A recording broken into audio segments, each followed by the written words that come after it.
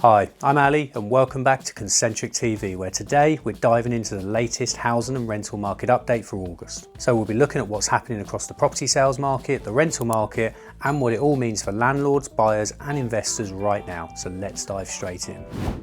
So starting with the housing market and sales trends, the average asking price of a UK home has dropped by 1.3% in August to £368,740. That's just under £5,000 down from last month. But don't panic, this fall is very much in line with the usual summer slowdown. Sellers tend to price more realistically in August, while many buyers are distracted with holidays. In fact, more realistic pricing has helped activity pick up. July saw the highest number of sales agreed since 2020, with sales agreed now 8% higher than this time last year. The market is really busy, but it's also two speed. Homes priced right are selling quickly, an average of 32 days to secure a buyer, while overpriced listings are dragging, averaging 99 days if a reduction is needed. Stock levels are 10% higher than last year, giving buyers more choice and the power to negotiate. On the mortgage side, we've had the third interest rate cut of the year, bringing the average 2-year fixed rate down to 4.49% compared to 5.17% this time last year. Now that's a saving of about £117 per month on the average mortgage monthly payment. So key takeaway for sellers, price realistically from the start. Buyers have choice and won't overpay. Key takeaway for buyers, now could be a good time to negotiate, especially with lower mortgage rates improving affordability. So now let's dive over to the rental market and look at the report from the second quarter of the year. So average advertised rents outside London hit another record, £1,365 per month, which is up 1.2% this quarter and 3.9% year on year.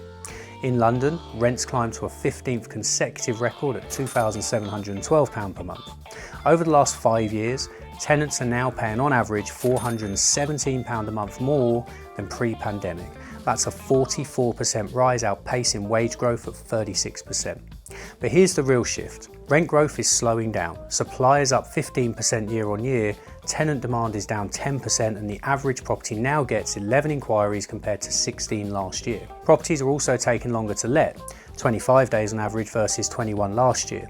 Nearly a quarter of rental listings now see a price reduction, the highest since 2017.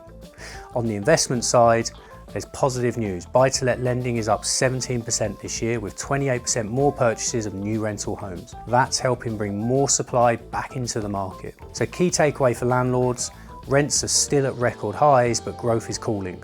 Present your property well, price it sensibly, and expect slightly longer let times. Key takeaways for tenants, you've got more choice now than a year ago, and while rents are still high, the pace of increases is slowing. What this means going forward? Well, for the sales market, we're likely to see a busier autumn as schools go back and movers look to be settled by Christmas. Sellers who price right will move quickly. For rentals, we're in a more balanced phase. Landlords need to be sharper with pricing, but strong yields remain, especially in regions like the North East at 8.1% and Yorkshire at 7.2%. Investors are coming back into the market, which is a really good sign for long-term stability. So that's the picture for August 2025. Sellers price realistically and move with confidence. Buyers enjoy a bit more negotiating power. Landlords expect strong but steady rental returns, and tenants, the good news is you've got a little more breathing space as supply improves. So I hope you found the August market update useful, and if you'd like to know the value of your property right now, then you can use my free online valuation tool. The link is below and you'll find out the value of your property within 60 seconds. So again, thank you for watching. I'll see you on the next one.